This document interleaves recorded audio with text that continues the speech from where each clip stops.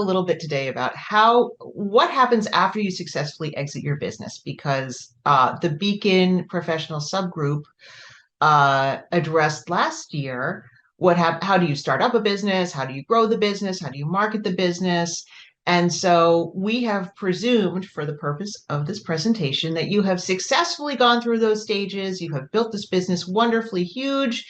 You have successfully sold the assets of the business, not the corporation, but the assets, and that you have decided you're sitting there with an empty husk of a business and you say, okay, how can I be like done with this? So first, a disclaimer. This is not legal advice. I'm not your lawyer, except there are a few exceptions online here, but you will know if I am your lawyer because we will have signed an engagement letter that says, I'm your lawyer now. And if you have questions that I'm not able to answer here, you can either contact me offline or consult your own attorney or advisor. In particular, I would say this is true in relation to tax. I am not a tax expert, but I will do my best, and I know enough to be either helpful or dangerous. I'm not sure which, maybe a little of both. So we'll see what happens. Oh, and I should say, during the presentation, if you have questions, feel free to interrupt me. Just go for it, because this stuff is dry. I warn you in advance. And if you have questions that can make it more exciting, I would welcome them.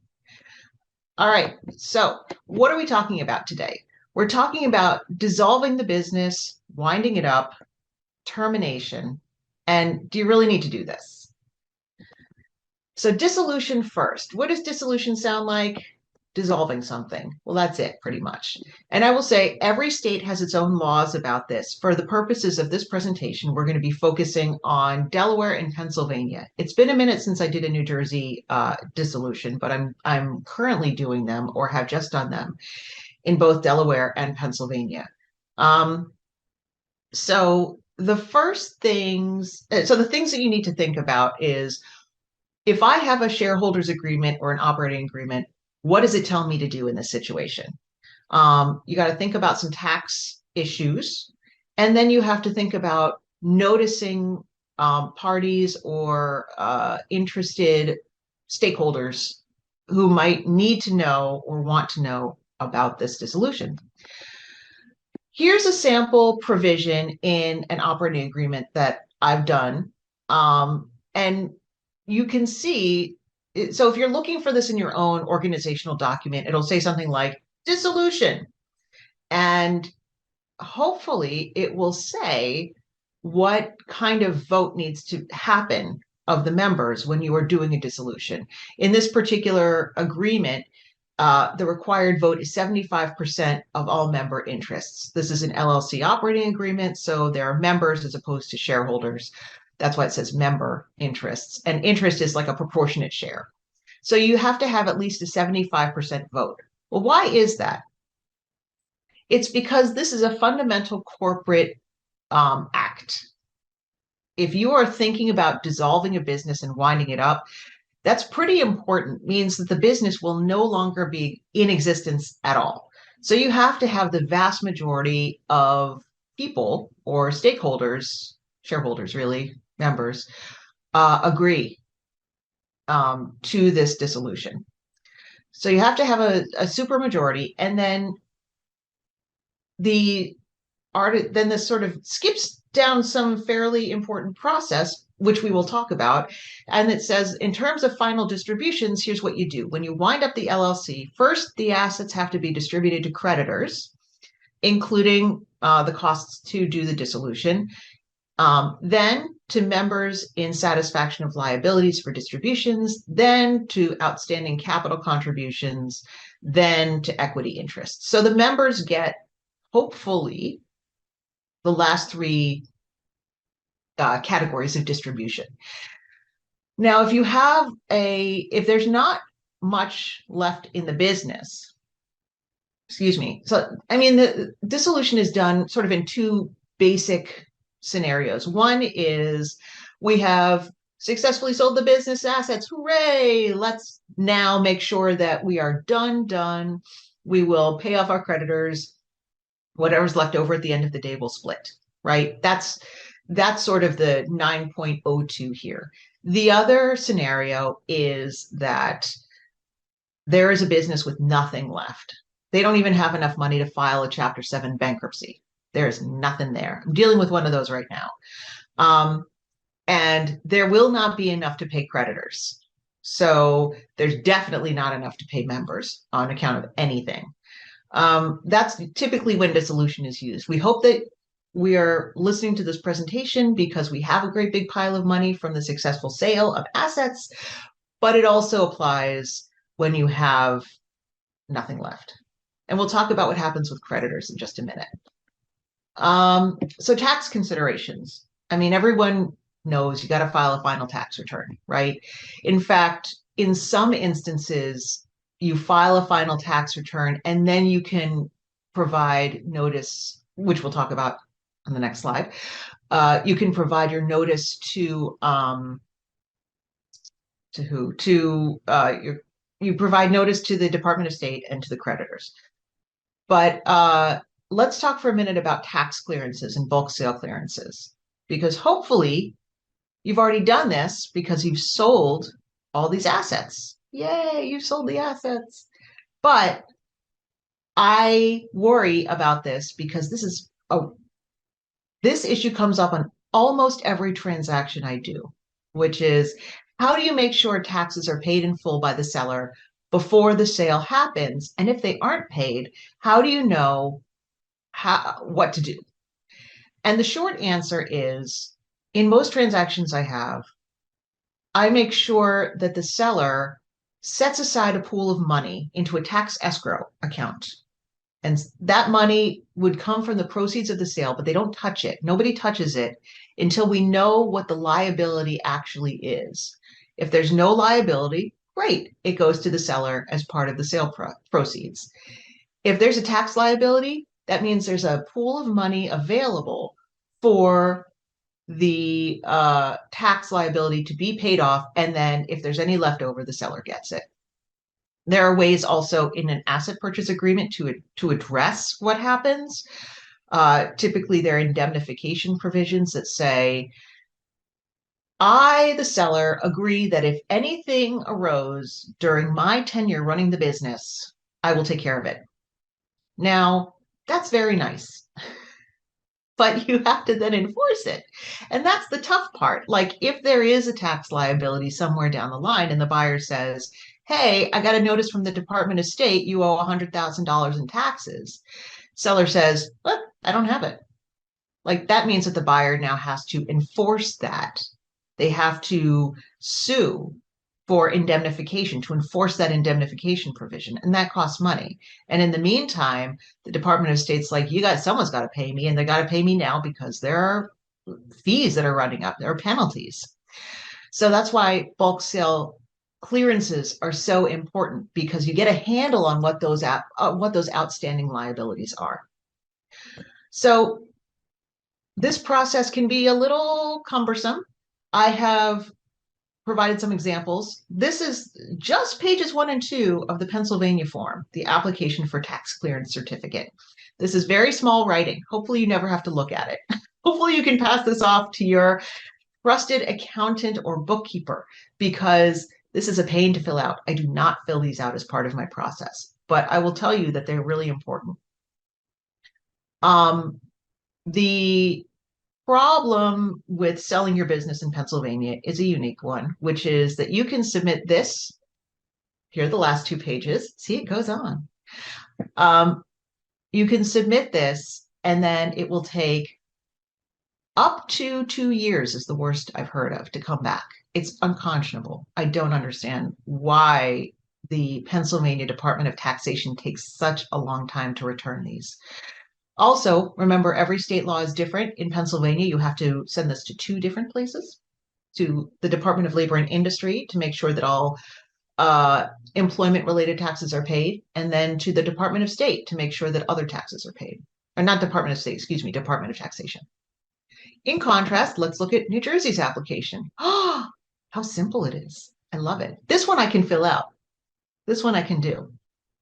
And For this one, it's so simple that the buyer has to fill it out. And in fact, the buyer should want to fill it out and submit it. There are places for both buyer and seller to fill in information, but the buyer submits it. They have to submit it at least 10 days before the closing. And what happens in New Jersey? It's amazing. The Department of Taxation sends it back. They send back a notice and say, here's how much we think you owe. Put it aside in escrow. Oh my gosh, this is great. And then you as the buyer and the seller both know what the potential tax liability is. You know what to set aside in that escrow. In Pennsylvania, it's kind of a crapshoot. You can, if you can think of a reason that, if nobody thinks they owe any taxes. So everyone's going to say, oh, I paid all my taxes. I paid all my taxes. You'd be shocked. The last time this issue came up was I did a sale in, I think, October or November of last year.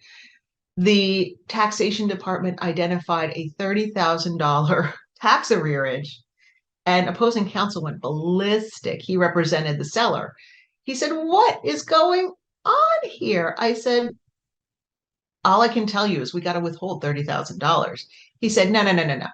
And he had to get on the phone with the taxation department repeatedly until they finally said, oh, we've been taxing this wrong. We assessed this wrong. Sorry, no liability. But it almost derailed things. It was pretty bad. All right. So we now know the importance of a bulk sale application. All right. So now we sort of roll back to the dissolution process. Oh, I should say, any questions before we move on? Just yell out. Okay. Bella, it's Mahendra. One question to you. Yes.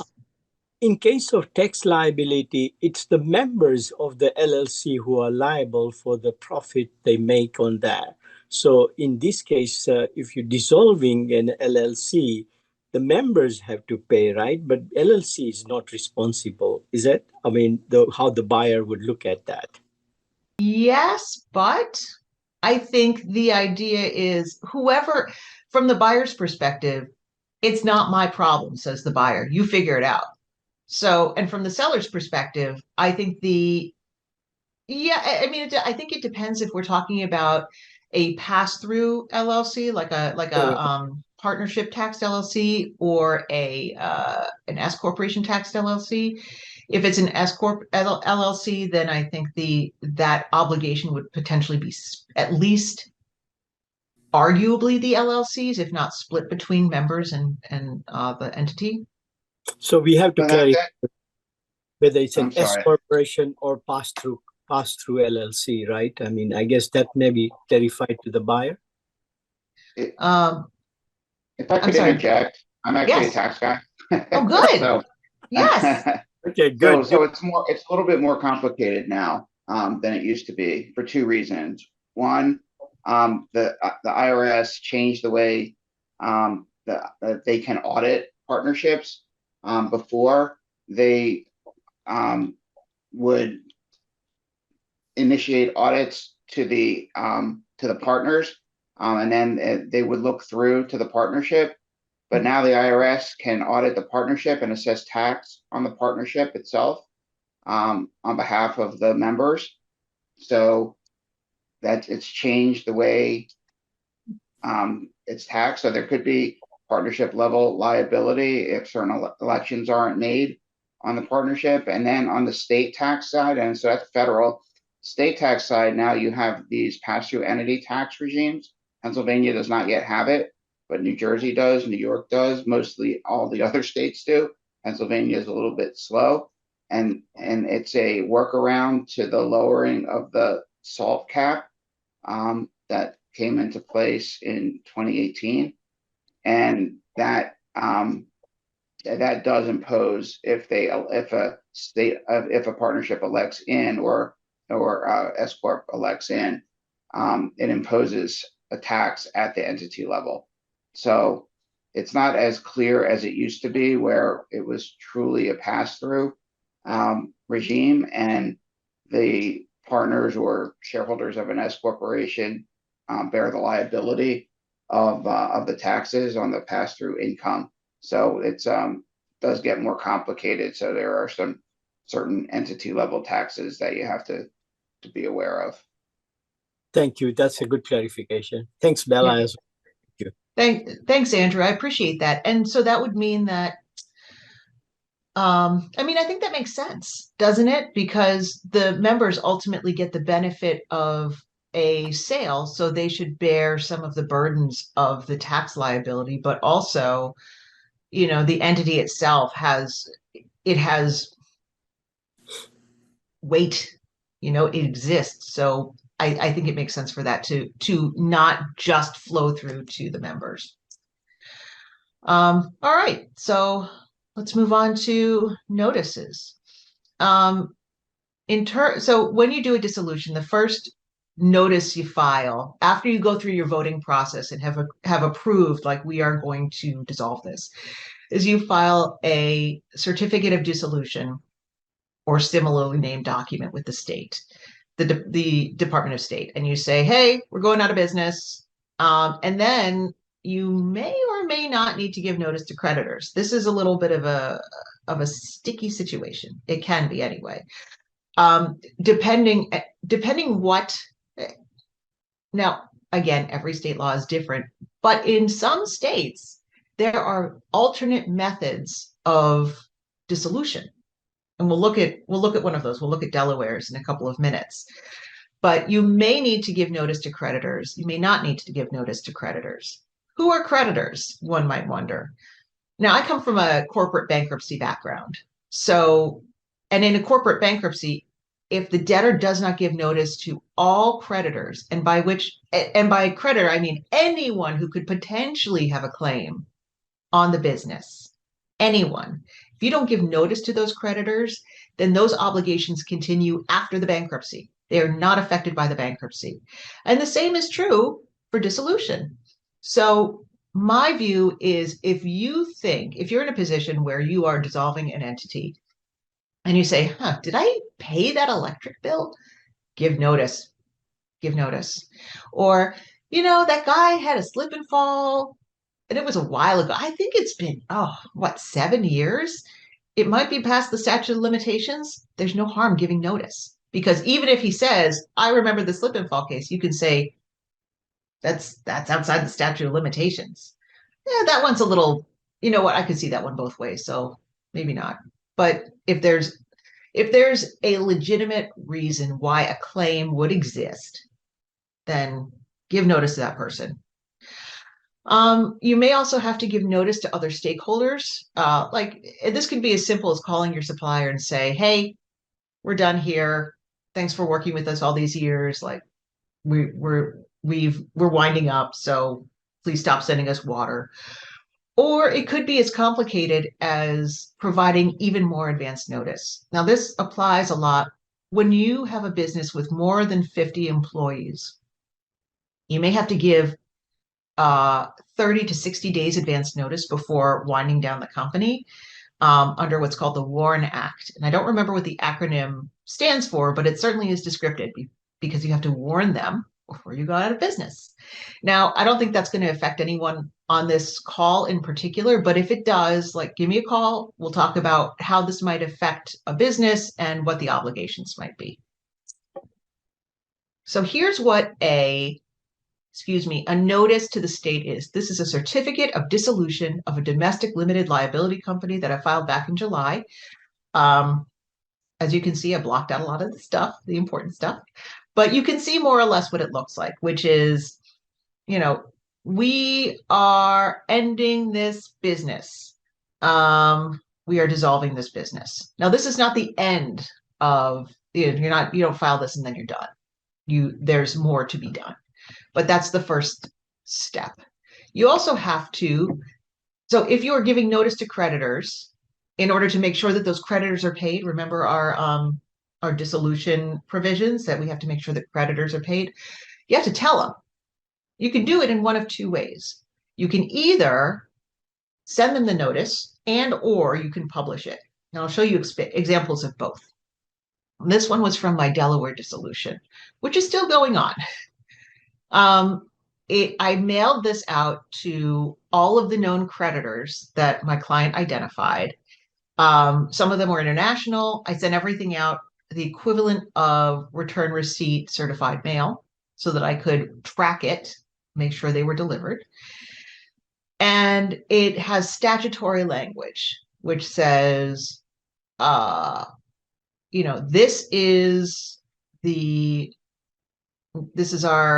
we are dissolving effective X date. Our records indicate that you might be a creditor, and this is what you should do to present your claim. You have to present it in writing. You have to give us evidence. You have to mail it to me, and you have to do it by November 17th at 11:59 p.m. If you don't, your claim is barred.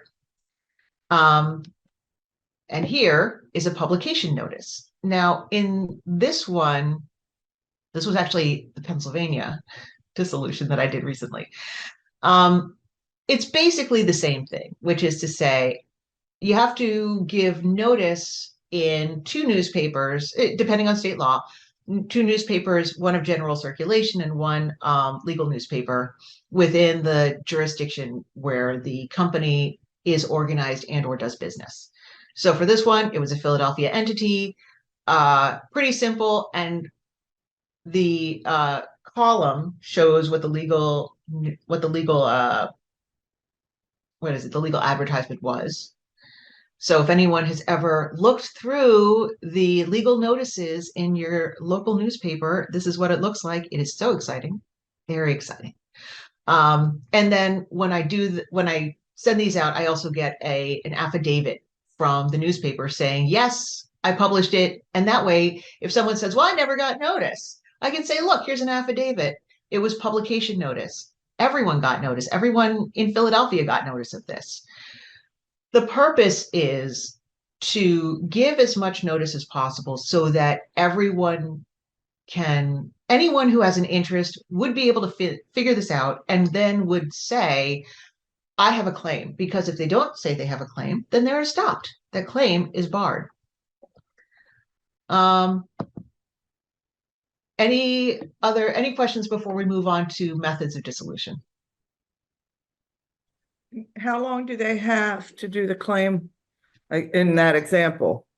In that example, I believe that's let's go back. I'm actually not sure. I think, let's see what it says. Second anniversary of publication. Okay. So they've got 2 years. Okay. Every state is different and the methods are different, which we'll see in a minute. Of course they are. Of course they are. That's why, look, as a lawyer, I know we wrote the rules to be confusing so that we would have an income, so that we would have a steady stream of income. Yeah. Sorry, divergence into lawyer politics, but here we are. Okay. So remember how we were talking about how every state is different and methods can be different? Here is what I mean. There can be vastly different methods for dissolving a company and making sure creditors get notice. In Delaware, there's the quick way and the slow way. The quick way is that you have to mail notice and publish notice to creditors. Then you wait for the claims. Now, the Delaware statute provides for 60 days, like from the date of mailing to the date that claims come back. I gave people more time than that. I think I gave them 4 months just because I wanted to make sure. So they had published notice, wait for claims, then you can assess the claims. So if someone off the street says, oh, you owe me, $300,000, you can go through the claims and say, what? I've never heard of this person or their company. I don't think this is correct. So then you can actually assess the claims.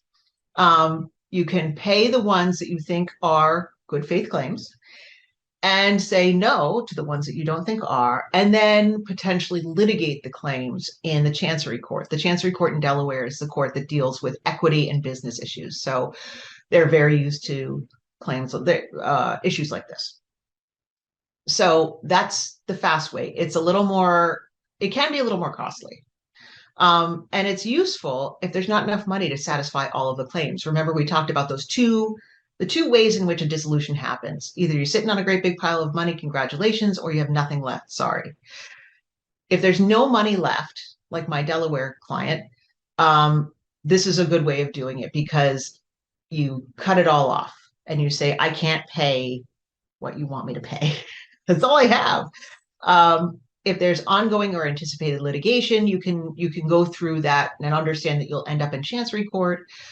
Or if the owners really want to say, I'm done with this, I can't do this anymore, which you would be, that is something that a lot of owners who have no more interest in their business say. They really want things to be done. They want it to be over with. Then there's the slow way. In the slow way, you don't give notice, which is really interesting. But instead of giving notice, the dissolved company appoints someone to answer the mail for 10 years. And anytime there is a claim, someone says, oh, I heard you went out of business. You owe me $300,000. That person doesn't have the discretion to say, I've never heard of you. They just have to pay it. They just have to pay it. So, and this one is in particular, like there is no finality here, not for 10 years, and it's very tricky because there could be no one. I mean, if you don't give notice, no one knows you're done. No one's ever heard from you again. Then maybe they don't know how to find you. Maybe they don't give notice. Then maybe they don't come forward with claims. But you also have to make sure there's going to be enough to pay creditors in full. So that's one example of how disparate these methods can be. But they also address different sort of considerations, right? If you want it done quick, if you want it done with no money left to give anyone, then you do the quick way. If you don't mind waiting around and hoping nobody finds you, then you can do the slow way. Any questions? Yeah, Nella, Yeah. on the 10-year plan, Mm-hmm. not assessing claims, so anybody can submit, in theory, a bogus claim and they have to pay? In theory, yes. Okay. The statute doesn't provide for an assessment. How about that? I'm sure you could bring an assessment if you were in that position and you would bring it with the chancery court, but the statute does not say that there is a period for assessing those claims. Oh. Weird, but true. Bill, I may have missed about Pennsylvania. So what's the Pennsylvania sort of solution method in terms of notices? In Pennsylvania, let's see. So in Pennsylvania, I did one of these in July, and I believe what we did was the statute says either mail or publication, but we did both because we wanted to make sure that I'm very careful about this sort of thing. I want to make sure that if there is someone hanging out, that they get notice. My client said, I only know of one creditor. I said, okay, that's really nice. Now but if you only know of one creditor, I'm not sure if necessarily that means it's the only creditor. So let's give publication notice. It's only a couple, it's not inexpensive, but it is worthwhile to make sure that those claims, any claims, are wiped away from that company. Thank you. Sure. All right, I will move on. So winding up.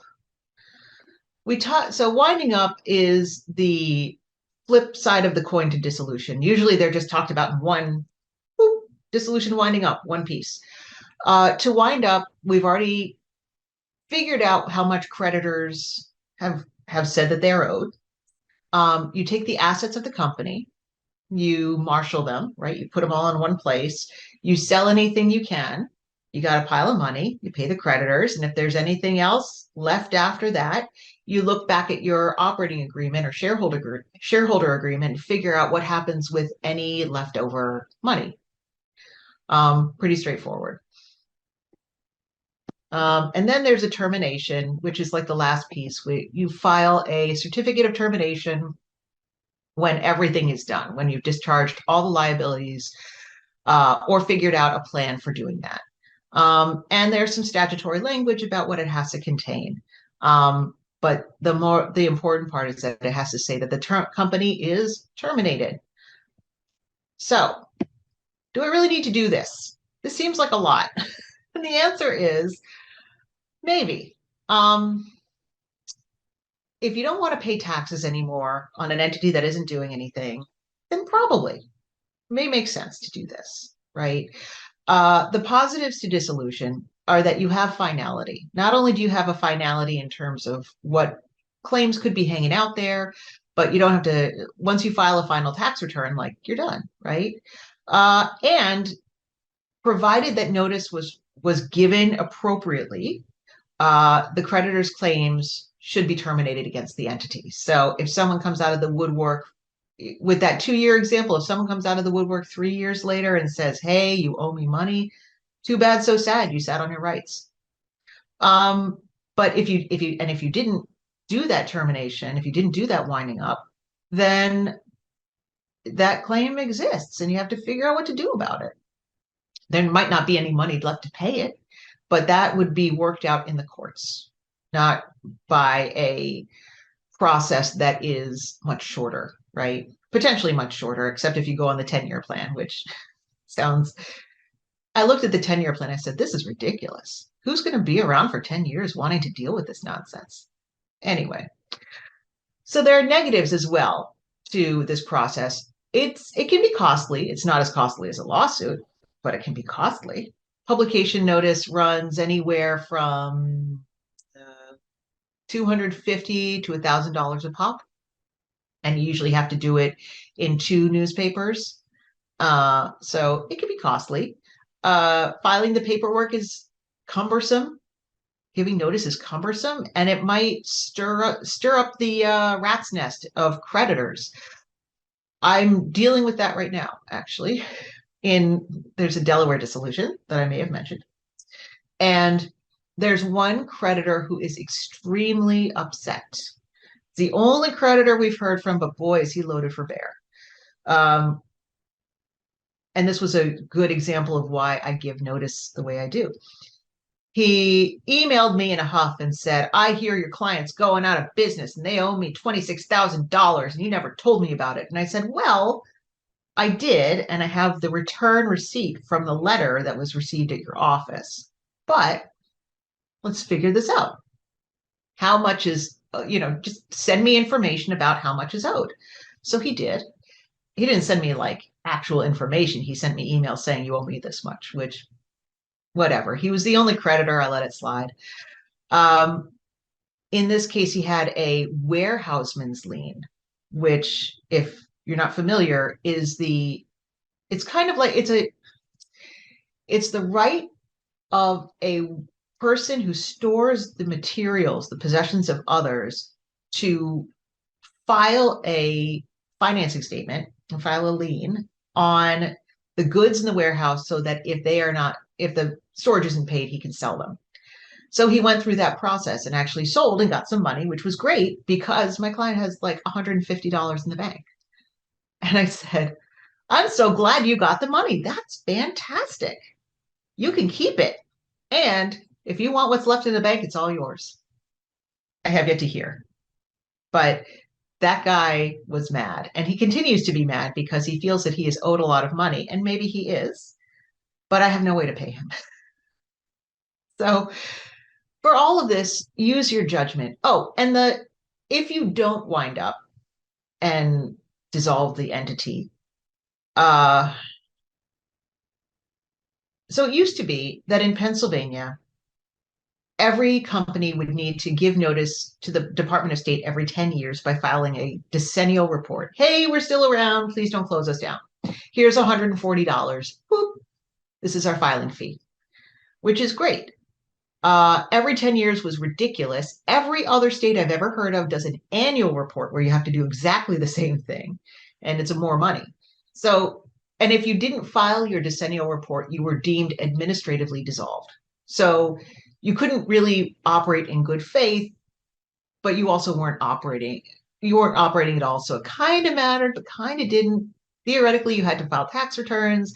I'm not sure those folks did file tax returns. But now it's every year. So starting in 2024, right now, there's an annual report for anyone in Pennsylvania, any company in Pennsylvania, and they have to say, "Yes, I'm still here. here's my filing fee of, the last I looked, it was $7, which makes no sense to me. It doesn't solve, yeah, it just means you get less, almost the same amount of money, much more frequently, instead of like a reasonable amount of money that would, I don't know, make the system move a little more smoothly. But what do I know? No one asked me. So if you don't file your annual report now, that dissolution will happen, that administrative dissolution will happen a lot more quickly. Which you may want, you may not want, but I think it makes sense in a lot of instances to do a dissolution and winding up. And if you have any other questions, feel free to ask. Any questions? Yeah, Bella, one other question, just if you have an employee claim and when time of selling, how does that kind of work out?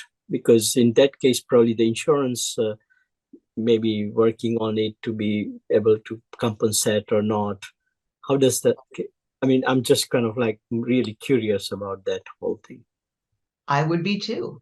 I think I'm going to have to think through this one because I've not encountered it. It's a good question. So if insurance continues, the insurance in theory would cover the period during which the employee was covered, whether the company continues in operation or not. I think it makes sense to look at the limits of insurance to see whether the claim would be fully covered or not, if it were in fact covered. Because if your insurance only goes up to, I don't know, $1 million for coverage for that particular tort, and the employee is seeking $2 million in coverage or $2 million in a claim, then it almost makes more sense, instead of doing a dissolution, to file a bankruptcy. And the reason you might want to consider a bankruptcy is because a bankruptcy is, although that might be maybe not, but a bankruptcy is something to explore, because in a bankruptcy, the date of the filing acts as a bright line, right? There's a time when the estate is established, and the company becomes the debtor, and the estate is its stuff, including its possessions, including its claims, including its rights. So the claim that this person, this employee, is moving forward would then be consolidated within the bankruptcy because it existed before the bankruptcy date. And if it were reduced to a judgment against the debtor, then the judgment debtor would have to pay or figure out a way to pay it. But if it's in a bankruptcy, then it would be understood that this particular individual would have a claim on the estate up to whatever the difference was between the insurance, what was covered by insurance, if anything, and the amount of the claim if they were to be successful. So then the claim would proceed in bankruptcy court instead. Now, the thing about the issue that I would foresee is, if that is the only claim against the estate, then that creditor can say that it was a bad faith filing. Because if there's just a one-party dispute, really, then the bankruptcy court could say, this is just, you guys can work this out in state court. And you could say, well, but there's no money left. So like, I would like to dissolve the company. I would like to be able to set aside some funds, but I don't know how much to set aside yet. That's a hard one.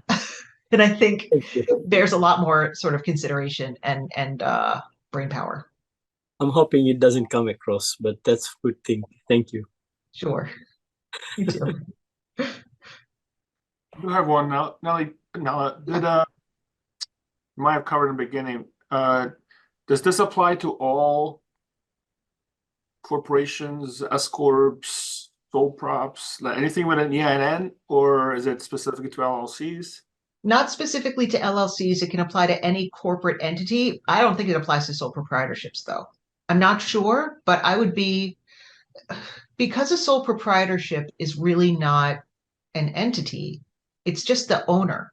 So if there are claims against the owner, you can't say, I am dissolving, like, here I go, like stepping into a vat of acid. It doesn't work like that, right? You would have to sort of figure out what the claims are against the company, which means there has to be a company. But other than that, yes. S corps, everything, right? Right. Okay. Thanks. Sure. Beacon is the premier executive networking organization serving the Mid-Atlantic region. To learn more, go to beaconforlife.org.